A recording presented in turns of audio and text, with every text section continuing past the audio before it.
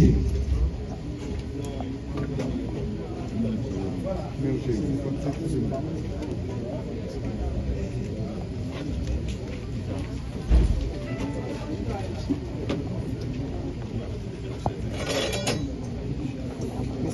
L'ULCC a fait des recommandations administratives en plus des recommandations sur le plan pénal.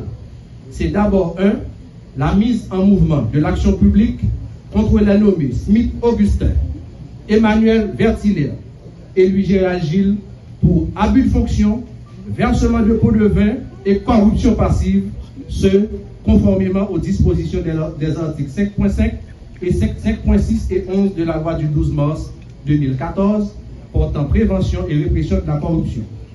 La mise en branle de l'action publique contre le nommé Raoul Pascal Pierre-Louis pour entrave au bon fonctionnement de la justice et abus de fonction, versement de pots de vin, corruption active, fait prévu et puni conformément aux dispositions des articles 5.5, 14, 21 de la loi du 12 mars 2014 portant prévention et répression de la corruption. La mise en mouvement de l'action publique contre le nommé Lonique Léandre pour instigateur de versement de pots de vin, fait prévu et puni par les dispositions de l'alinéa 2 de l'article 5.6 de la loi du 12 mars 2014 portant prévention et répression de la corruption. La demande d'extradition du nommé Raoul Pascal Pierre-Louis par l'autorité judiciaire compétente pour répondre de ces faits, ce conformément aux dispositions des articles 14 de la Convention interaméricaine contre la corruption, 43 et 44 et suivants de la Convention des Nations Unies contre la corruption, du traité d'extradition entre Haïti et les États-Unis d'Amérique et l'article 1er de la loi du 14 décembre 1912 sur l'extradition des criminels fugitifs. À présent, le protocole va conduire le directeur général à son bureau pendant que chaque journaliste recevra un résumé exécutif de chaque rapport d'enquête. Merci. Merci beaucoup. Voilà.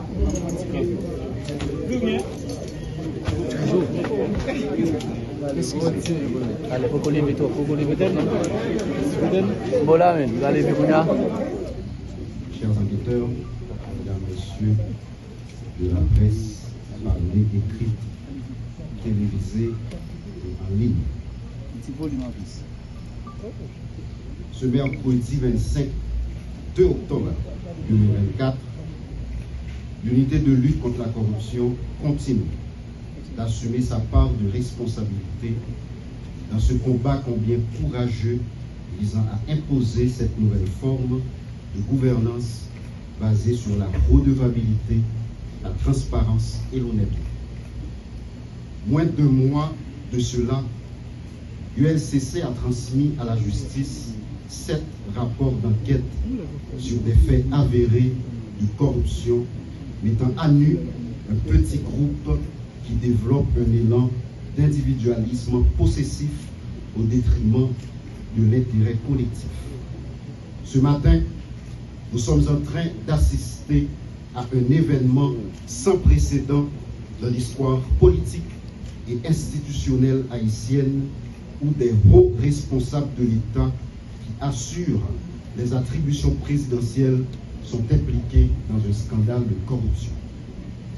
Les conclusions de l'enquête conduite par la commission mandatée à cette fin sont sans équivoque sur des atteintes à la probité de ces personnalités qui sont toutes également des agents publics avec la responsabilité de réduire les inégalités sociales, de permettre le vivre ensemble et de s'assurer du bon fonctionnement des institutions de l'État.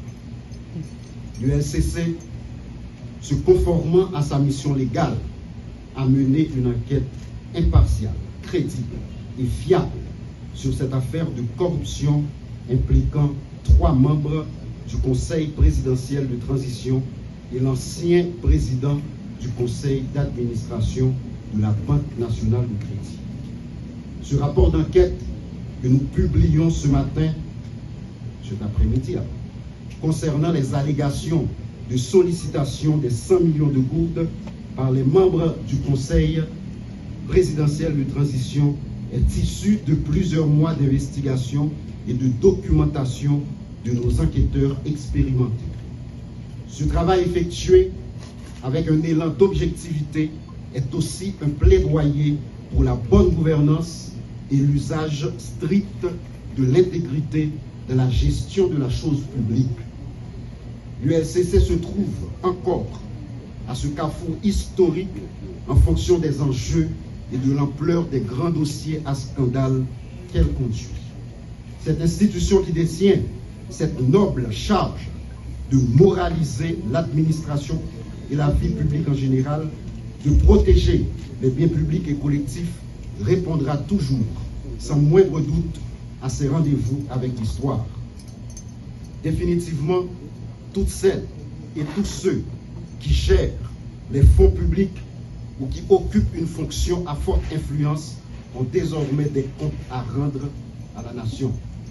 Ce changement de paradigme est en résonance avec les objectifs de cette période intérimaire insérée dans le décret du 10 avril 2024 qui insiste sur des réformes profondes et considérables en vue de proposer une nouvelle forme de gouvernance axée sur le sens profond du service public.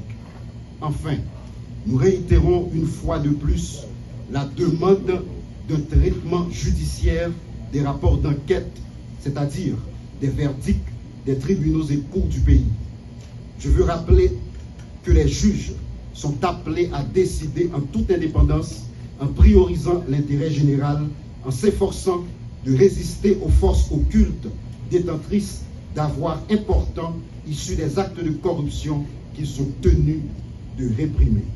L'ULCC demeure une grande alliée de la justice et travaille pour la justice.